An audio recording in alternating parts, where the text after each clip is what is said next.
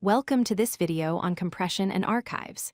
Today, we'll explore how ZIP and RAR formats work and understand the fundamentals of file compression.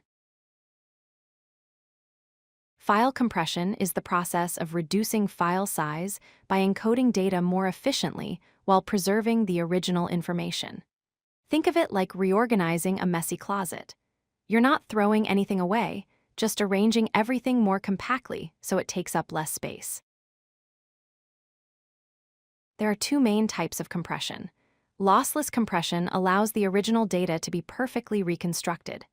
Formats like ZIP, RAR, and GZIP use this method.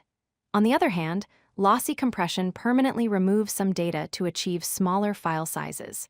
Common examples include JPEG for images, MP3 for audio, and MP4 for video.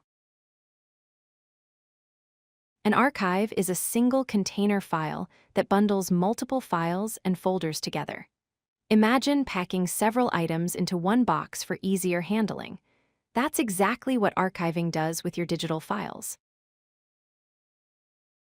ZIP is one of the most popular archive formats. Created in 1989 by Phil Katz, it uses lossless compression with the deflate algorithm. ZIP enjoys universal support across all platforms, making it the go-to choice for most users.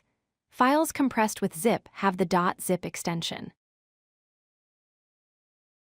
RAR was created in 1993 by Eugene Roschel. It offers better compression ratios than ZIP, meaning it can make files even smaller. RAR also includes advanced features like error recovery and the ability to split large archives into multiple parts. Compressed RAR files use the .rar extension.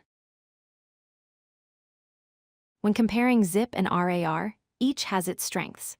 ZIP offers universal support, is an open standard, and provides faster compression speeds.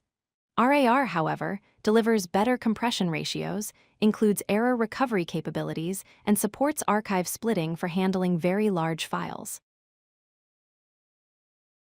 Compression and archives have many practical applications.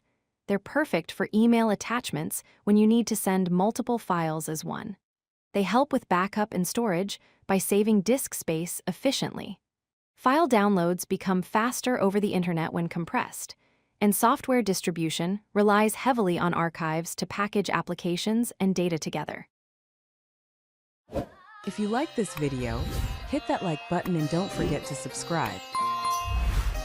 Visit codelucky.com for more such useful content.